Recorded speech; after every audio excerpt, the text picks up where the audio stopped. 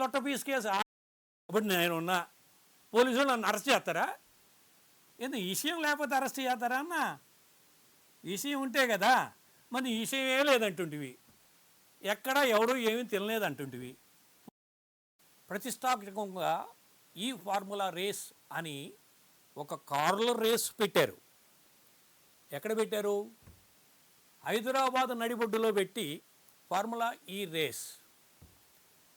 దీని పూర్వపరాలు పరిశీలిస్తే ఫార్ములా ఈ రేస్ చాలా కష్టపడి తీసుకొచ్చా, కోట్ల ఆదాయం తీసుకొచ్చా ప్రభుత్వానికి. ఎందుకైందంటే దీని వెనకాల కథ నేను చెప్తా, వినండి. మీరు చూస్తున్నది DTV తెలుగు. ఇవాల్టి బరాబర్ మాట్లాడతా వార్తలకు స్వాగతం. నేను మాట్లాడేటప్పుడు నీ చెవులు మాత్రమే పనిచేయాలి. ఫార్ములా ఈ రేస్ ఈ పాటికి తెలంగాణ ప్రజలు, తెలుగు రాష్ట్రాలు అందరికీ దగ్గర మారుమోగుతున్నది ఏమిటంటే చెప్పు. ఫార్ములా ఈ రేస్ పూర్వపరాలు పరిశీలిస్తే గత ప్రభుత్వంలో ప్రతిష్టాత్మకంగా ఈ ఫార్ములా రేస్ అని ఒక కార్ల రేస్ పెట్టారు. ఎక్కడ పెట్టారు? హైదరాబాద్ నడిబొడ్డులో పెట్టి ఫార్ములా ఈ రేస్ అని ఒక ముఖ్యమంత్రి గారి కొడుకు, అంటే మీ పాటికి అర్థమైపోయి ఉంటుంది మీకు, ముఖ్యమంత్రి గారి కొడుకు ఫారెన్లో బాగా చదువుకున్నాడు, ఉద్యోగం కూడా చేశాడు. కనుక ఆ కల్చర్ని ఇక్కడ డెవలప్ చేద్దామని రేసులలో పాల్గొని బాగా ఎక్స్పీరియన్స్ సంపాదించి హైదరాబాదులో ఫార్ములా ఈ రేస్ పెడదామనుకొని పెట్టాడు. అంతవరకు బాగానే ఉంది. కేటీఆర్ గారు అంటారు, ఫార్ములా ఈ రేస్ చాలా కష్టపడి తీసుకొచ్చా, కోట్ల ఆదాయం తీసుకొచ్చా ప్రభుత్వానికి. మరి ఇన్ని కోట్ల ఆదాయం తీసుకొస్తే ఏసీబీ వాళ్ళు ఎందుకు వచ్చారన్నా? కేటీఆర్ అన్న నువ్వు చెప్పాలి దీనికి. ఫారెన్లో చదివినావు కదా, ఏసీబీ వాళ్ళు ఎందుకు వచ్చిండ్రు? కేసు ఎందుకు రిజిస్టర్ చేసిండు? కేసు రిజిస్టర్ చేసిండు ఈ మధ్య కొత్త వార్త ఏంది అంటే FIR first information report file చేశారు. దాన్ని గవర్నర్ గారికి అనుమతి కోసం పంపించారు ఏసీబీ.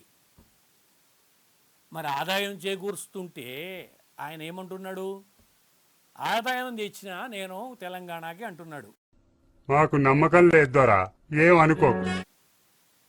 మరి ఏసీబీ వాళ్ళు ఎందుకు ఎంటర్ అయ్యిండ్రు అని అడిగారు. ఎందుకైందంటే దీని వెనకాల కథ నేను చెప్తా, వినండి. ఫార్ములా ఈ రేస్ అని వాళ్ళని తీసుకొచ్చి ఫార్ములా ఈ రేస్ ఫౌండేషను లేదా ఫార్ములా అని ఒక ఆర్గనైజేషన్ ఉంది, వాళ్ళతో కండక్ట్ చేసిండ్రు మన దగ్గర తెలంగాణలో. కండక్ట్ చేసిన తర్వాత దానికి ఒక MOU కుదుర్చుకున్నారు, మెమొరాండమ్ ఆఫ్ అండర్స్టాండింగ్ అని కుదుర్చుకున్నారు. అని మీకు పైసలు ఎంత ఇవ్వాలా, మీరు వచ్చి కండక్ట్ చేస్తే ఎంత అవుద్ది, ఇవన్నీ విధి విధానాలు మాట్లాడుకోవాలా. అంతవరకు బాగానే ఉంది.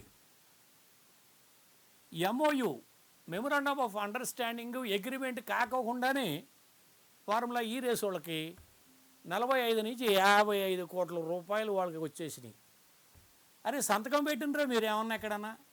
ఏడా పెట్టలా సంతకం, ముందు పైసలు ఇచ్చేసిండ్రు. ఎక్కడన్నా ఉందా అండి ప్రపంచంలో? ఎక్కడా లేదు. నువ్వు అగ్రిమెంట్ అయిన తర్వాతే కదా పైసలు ఇచ్చేది. అగ్రిమెంట్ కాకుండా పైసలు ఇస్తావా? ఎవడురా అక్కడ అని అంటే ఓ బకరాగాడు దొరికాడు. ఎవడంటే హైదరాబాద్ అర్బన్ డెవలప్మెంట్ అథారిటీ. అరే నేను పైసలు చెప్తున్నా, నువ్వు వాడికి ఇచ్చేసే అన్నాడు. వాడు 45 కోట్ల నుంచి 55 కోట్లు వాడిదేమైంది, వాడు ఇచ్చేసిండు. తర్వాత అగ్రిమెంట్ చేసుకున్నారు. దీన్ని మన భాషలో మీరందరికీ ఎరకనే, ఈ భాషలో ఏమంటారంటే క్విడ్ ప్రో కో. ఏమంటారు? క్విడ్ ప్రో కో అంటే నేను ఇటు వేసుకుంటా, నువ్వు అటు వేసుకో. నేను ఏడ తింటా, ఈడ తిన్నందుకు నీకు ఇచ్చినందుకు నాకు ఆడ తినబెట్టు, నేను ఈడ పైసలు ఇస్తా, అమెరికాలో నాకు ఒక విల్లా కొనిపెట్టు. దీన్ని క్విడ్ ప్రోకో అంటారు. అదే అధికారాన్ని దుర్వినియోగం చేసి వాడికి డబ్బులు కట్టబెట్టి ఫార్ములా 1 రేస్కి డబ్బులు ఇచ్చి ఎంఓయూ కాకోకుండానే, అగ్రిమెంట్ కాకోకుండానే. ఎందుకంత సోదర ప్రేమ? సోదరా అన్న కేటీఆర్ అన్న, నువ్వేమంటున్నావు తెలుసా? దీన్ని లొట్ట ఫీజు కేసు అన్నావు. లొట్ట ఫీజు కేసు అన్నోడు హైకోర్టు దాకా పోయి నన్ను అరెస్ట్ చేయొద్దని ఎందుకని అడిగితివి? లొట్ట ఫీజు కేసు కదా, వాళ్ళ పని ఆడు చేసుకుంటారు కదా. మధ్య నీకెందుకు లొట్ట ఫీజు కేసు? నీ మీద ఏమీ లేకపోతే అప్పుడు నేనున్నా, పోలీసులు నన్ను అరెస్ట్ చేస్తారా? ఎందుకు విషయం లేకపోతే అరెస్ట్ చేస్తారా అన్న? అసలు ఏంద్రా వీడియో అట్లా ఇట్లా ఇచ్చిర్రా మీరు అసలు? అరే నా జిందగీ మొత్తం బర్బాద్ అయిపోయిందిరా దానివల్ల. విషయం ఉంటే కదా, మరి విషయమే లేదంటుంటివి, ఎక్కడ ఎవరు ఏమీ తినలేదంటుంటివి. పోనీ రాదు మరి ఏసీపీ వాళ్ళు వాళ్ళ కేసు వాళ్ళే పెట్టుకుంటారని వదిలిపెట్టేయచ్చుగా. లొట్ట పీస్ కేసు ఆ రోజు చెప్పినా ఈ రోజు చెప్పినా అన్నాడు. లొట్ట పీస్ కేసే వదిలేయి. అమ్మ వదిలేయడం లేదు, హైకోర్టుకు పోయిండు, నన్ను అరెస్ట్ చేయొద్దు. ఏమి లేకపోతే ఎందుకు అరెస్ట్ చేస్తారన్న? ఊరికి దారి పోయేటోడిని అరెస్ట్ చేస్తారా? నన్ను అరెస్ట్ చేస్తారా? ఎవడు చేయడు కదా. మరి నన్ను ఎందుకు పోయినావు నువ్వు హైకోర్టుకి? పోయినావు, ఒక స్టేజ్ తెచ్చుకున్నావు, ఏంటంటే ఇది ముగిసేంతవరకు ఆయన అరెస్ట్ చేయొద్దు అని. సరే పోయి నువ్వు ఉపశమనం పొందినవు, ఒక బ్రీతు. ఇప్పుడు ఏసీబీ వాళ్ళు ఏం చేశారు? మా ఇన్వెస్టిగేషన్ అంతా అయిపోయింది, ఎఫ్ఐఆర్ ఫైల్ చేసినారు. ఫైల్ చేసి గవర్నర్కి పంపించిండ్రు. అయ్యా మరి ఎఫ్ఐఆర్లో ఎంతమంది ఉన్నారో వాళ్ళందరినీ శ్రీకృష్ణ జన్మస్థానానికి పంపించాలా, వాళ్ళు వచ్చి ఇంట్రాగేషన్ చేయాలి. మేము చేసిన తర్వాత నెక్స్ట్ చట్టాలు ఉంటాయి, ప్రొసీజర్లు ఉంటాయి, లీగాలిటీ ఉంటుందని. మరి అప్పుడు కూడా లొట్ట కేసు అన్న రాదు, లొట్ట పీస్ కేసు అని అప్పుడు వదిలే రాదు. నువ్వేమన్నావు? ఎఫ్ఐఆర్ అన్నావు. ఎఫ్ఐఆర్ ఏంద్రా అంటే ఏమన్నావు? ఆ కేసులో భాగమే కదా ఇది అన్నావు. కేసులో భాగమే, రేపు ఇంట్రాగేషన్ కూడా కేసులో భాగమే, దాని తర్వాత అరెస్టు కూడా కేసులో భాగమే, శ్రీకృష్ణ జన్మస్థానం కూడా కేసులో భాగమే అను. పోయేదే ఉంది దీంట్లో. 45-55 కోట్ల రూపాయలు మంత్రిమండలి ఆమోదం లేకుండా ఎట్టిచ్చినవన్నా?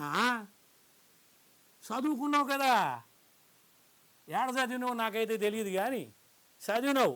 నీ హిస్టరీ ఏందో నాకు అంత పెద్దగా తెలియదు, కానీ నువ్వు చీఫ్ మినిస్టర్ కొడుకు అని మాత్రం నాకు తెలుసు.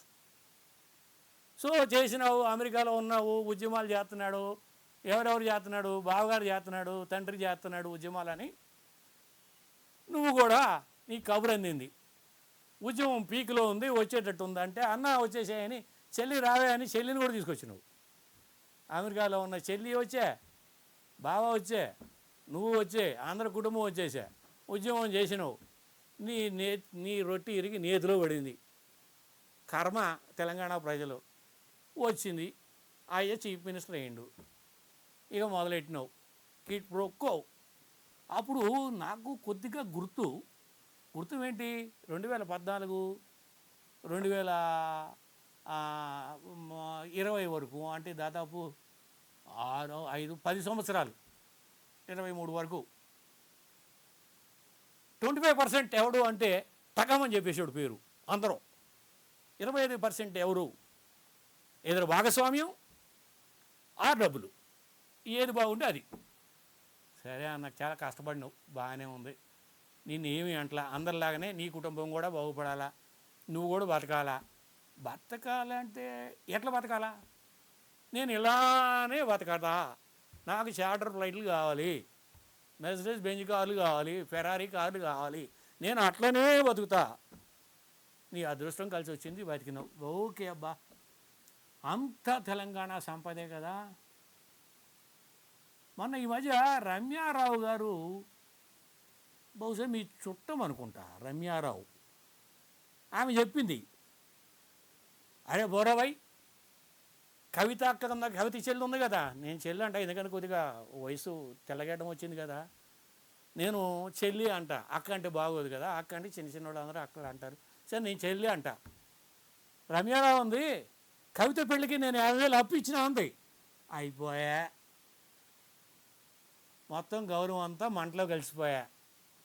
కవిత చెల్లి ఎప్పుడు పెళ్లి చేసుకుందా నాకైతే సంవత్సరాలు యాదికి లేదు, కానీ ఆ దాని మీద నా పని నాకు తెచ్చింది. ఆమె పని ఎప్పుడు పెళ్లి చేసుకుందో నాకైతే తెలియదు కదా. రామారావు మాత్రం 50,000 ఇచ్చింది. ఇప్పుడు ఎంఎస్ చదువుతున్నారు కవిత చెల్లి కొడుకులు. ఎంఎస్ చదువుతున్నారంటే 24 సంవత్సరాలు నుండి ఉంటాయి. అంటే ఎప్పుడో 1998లోనో 2000 సంవత్సరంలోనో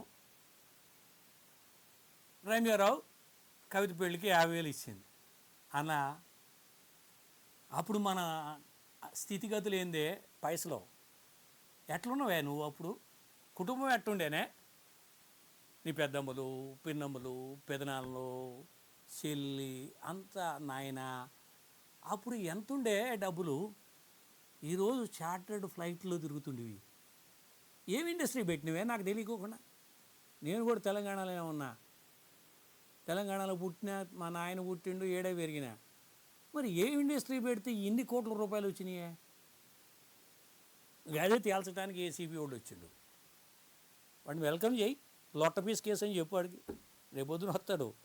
గవర్నర్ గారు ఏదో అనుమతిస్తాడో అనుమతించడో అది సెకండరీ, కానీ ఇంటికి వచ్చి అన్న మరి ఏంది సంగతి రా అని పిలుస్తారు. నువ్వు వెళ్ళాలా?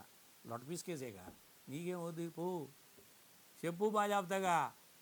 ఏమని అగ్రిమెంట్ కాకుండా పైసలు ఇచ్చిన మంత్రిమండలి ఆమోదం లేదు, ఏం బీకుంటారు పోండి అని చెప్పండి ఏసీబీకి. అప్పుడు కదా తెలిసేది. ఈ ఫార్ములా పెట్టడం వలన తెలంగాణ గవర్నమెంట్కి కోట్ల రూపాయలు వచ్చినాయి అన్నాడు. ఇల్లీగల్గా కోట్లు రాకూడదన్నా, లీగల్గా రావాలా.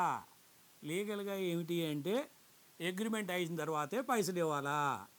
అగ్రిమెంట్ కూడా చేయడానికి మంత్రిమండలి ఆమోదం కావాలా. నువ్వే కాదు కదా, మంత్రిమండలి అంటే చాలామంది ఉన్నారు కదా దాంట్లో. సరే అందరూ రబ్బర్ స్టాంపులే. నువ్వు ఎన్నిక కాబడ్డోళ్లే కదా వీళ్ళంతా. నువ్వు పెడితే వచ్చిన వాళ్ళే కదా, రికమెండ్ చేస్తేనే కదా కేంద్ర మంత్రులు, మన రాష్ట్ర మంత్రులు అందరూ, క్యాబినెట్ వాళ్ళు కానీ, లేకపోతే ఇండిపెండెంట్ పోటీపోలే ఉన్నోళ్ళు కానీ, స్టేట్ మినిస్టర్లు కానీ అన్ని రబ్బర్ స్టాంపులే కదా. మన పార్టీ వాడే కదా. సంతకం పెట్టించుకోవచ్చు కదా. సంతకం ఎందుకు పెట్టించుకోలేదే? అంటే హవా నీ దాట సాగింది. హవా అంత సాగింది. సరే సాగింది పో. ఈ విధంగా చదువుకున్నోడు కూడా బురదగుంట్లో పట్టమంటారు. ఇదే చదువుకున్నోడు కదా అన్ని పక్కా చేసుకుని లేకుండా జాబ్స్ ఎలా చేస్తున్నారా మీరు? అరే అవినీతి రవై కిట్ ప్రో కో, నీకు ఇది ఇస్తా, నాకు అది ఇవ్వు. కానీ దానికి ఒక లీగాలిటీ ఉంటుంది, ఏడ్చుద్ది. ఆ లీగాలిటీ చేసుకుంటే అయిపోయేది కదా. ఈ కోర్టుల చుట్టూ తిరగడం, ఏసీబీల చుట్టూ తిరగడం, అందుట్లో మన అప్పుడులో కాబోయే చీఫ్ మినిస్టర్ అంటది, మంత్రివి చేతివి, అంతట్లో ఉద్యమకారుడు కొడుకువి. నాయనకి చెడ్డ పేరు తీసుకొస్తావా అన్న? చెడ్డ పేరు తీసుకొత్తివి. ఏం చేద్దాం ఇప్పుడు? ఏం చేసేది ఏం లేదు, లొట్ట పీస్ కేసు కదా, అదే బొద్దులే. మనం మాత్రం ఈ క్విట్ బ్రోకో అని జనాలు అనుకుంటున్నారు. ఏది నువ్వు ఇది ఇక్కడ ఇస్తే అక్కడ ఇస్తానని. 45 నుంచి 55 కోట్లు ఇక్కడ బలి అయిపోయింది. ఎవడా అంటే Hyderabad urban development authority officials ఉన్నారు కదా, పైసలు ఇచ్చినోడు. వాడిని కూడా అంగిపెట్టి లాక్కొత్తరు ఏసీపీ వాడు. వాడేదో కొంత తిని, నువ్వు పెట్టినోడే కదా, వాడు కొంత తిని నీకు కొంత ఇచ్చేనోడు ఏం చేసిండో నాకు తెలియదు. ప్లీజ్ మొత్తానికి ఏదో పైసలు ఇచ్చిండు. వాడు ఏమన్నా పత్రాలు అడిగిండా నీ దగ్గర నాకు తెలియదు. పత్రాలు అడిగితే ఏసీపీ వాడు ఎందుకు వస్తాడు? రాడు. నీకు ప్రాసెస్ ఉంటుంది సార్ అని ఆడన్నా చెప్పాల్సింది. నీకు చెప్పే ఉంటాడేమో, చూసుకుంటారా బాయ్ నువ్వు, కానీ I'm son of chief minister అని ఉంటావు. వాడు వెళ్ళిపోయాడు. కానీ ఈరోజు పిలుస్తారు రాణి కూడా. మరి ఎట్లా బయటపడతారు ఏమిటి అనేది ఆలోచిద్దాం. ఈ కార్లు జుయి తర్వాత సంగతి, కానీ ఇప్పుడు భై అంటున్నావు. ఇప్పుడు అదురుతుంది సౌండ్. కోట్లు తిన్నవాడు కూడా రూల్ ప్రకారం తిన్నాడు అనుకో, రూల్ ప్రకారం ఎవడేం మిగలేరు. చిన్న డబ్బులు 10 రూపాయలు 100 రూపాయలు మిస్యూజ్ అయితే గవర్నమెంట్ ఎంప్లాయీకి శాలరీ కట్టు, అప్రూవ్ అయితే ఇంక్రిమెంట్ కట్టు. చట్టబద్ధంగా ఒక కోడి తిను. అదేంద్ర భయ్ కోడి తిన్నాడు వాడంటే తిన్నాడు, కానీ ప్రూవ్ చేయి. కానీ 100 రూపాయలు మిస్అప్రోప్రియేషన్ వచ్చిందని తెలిస్తే వాడిని సస్పెండ్ చేస్తారు. 100 రూపాయలు ఇంక్రిమెంట్ కట్ చేస్తారు, ప్రమోషన్ ఆపుతారు. నిన్నేం చేయాలో ఇప్పుడు చెప్పు, అదే చేద్దాం. ఈ మాత్రం జనరల్ నాలెడ్జ్ లేకుండా జాబ్స్ ఎలా చేస్తున్నారా మీరు? ఆ? మరొక హెడ్డింగ్ తోటి కలుద్దాం. నమస్తే.